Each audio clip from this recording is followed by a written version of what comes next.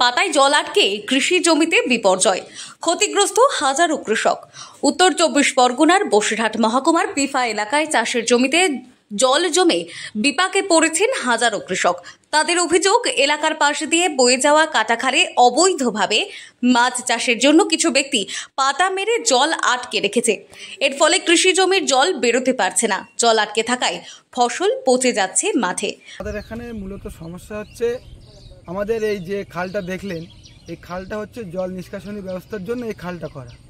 মূলত সেই হিসাবে আমাদের এই যে পুরো এলাকার মাঠের চাষিরা এই খালের উপরে নির্ভর থাকে। বর্ষার সময় যখন জল জমে তখন জলটা এই খাল দিয়েই বেরিয়ে যায়। সেহেতু এখানকার কিছু অসাধু মাছের ব্যবসায়ী তাঁরা এই খালে পাটা মেরে রেখেছেন। সেই পাটা মারার ফলে যখন বর্ষার সময় জলের চাপ হয়, টোটালি জল মাঠ থেকে সরে না।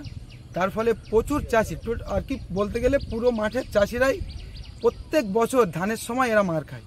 পিফা ও সংলগ্ন বহু এলাকায় একাধিক স্থানে একই চিত্র। খালে প্রাকৃতিক প্রবাহ ব্যাহত হয়, জল নিষ্কাশনের স্বাভাবিক ব্যবস্থা সম্পূর্ণ ভেঙে পড়েছে। কৃষকদের দাবি, অবিলম্বে সব অবৈধ পাটা সরিয়ে দিয়ে খাল পরিষ্কার করা হোক, যাতে জমির জল খালে গিয়ে ফসলের ক্ষতি বন্ধ হয়। আমলানিতে গুরকুন্ডা বলে একটা সুইচ গেট আছে, যেটার মাধ্যমে নদীর ওখানে কপাট করা আছে। ওখান থেকে কিছু অসাধু চক্র নিজেদের জলের ফিশারির ব্যবসার জন্য যখন তখন কপাট তুলে দিচ্ছে। সেই কপাট তোলার ফলে আমাদের পিপা অঞ্চলে 11টা গ্রাম আছে, 11টা গ্রামের প্রত্যেকটা বিলে জল ঢুকে যাচ্ছে। জল ঢোকার ফলে চাষিদের সমস্ত ফসল ক্ষতিগ্রস্ত হচ্ছে। তো আমাদের দাবি এটাই যে আমরা বসিরহাট প্রশাসনিক সমস্ত উচ্চ পদস্থ কর্মকর্তাদের কাছে অনুরোধ জানাচ্ছি, যাতে গুরকুন্ডা সুইচ গেটে অবিলম্বে সিসি ক্যামেরা বসানো হোক এবং 24 আওয়ার্স ওখানে পুলিশ ফোর্স রাখা হোক 2-4 জনকে। কৃষকদের কণ্ঠে ক্ষোভ স্পষ্ট। আমাদের জীবিকা কৃষির উপর নির্ভরশীল। জল না বেরোতে পারলে চাষ করা অসম্ভব হয়ে পড়বে। প্রশাসনের উচিত দ্রুত ব্যবস্থা নেওয়া।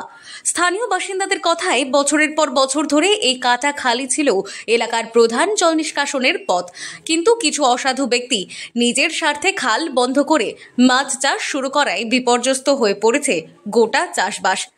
বর্ষার জল জমে থাকা ও বেরোতে না পারার কারণে অনেক জমির ধান নষ্ট হয়ে গিয়েছে। ইতিমধ্যেই কেউ কেউ বাধ্য হয়ে চাষের বদলে জমি ফেলে রাখতে শুরু করেছেন।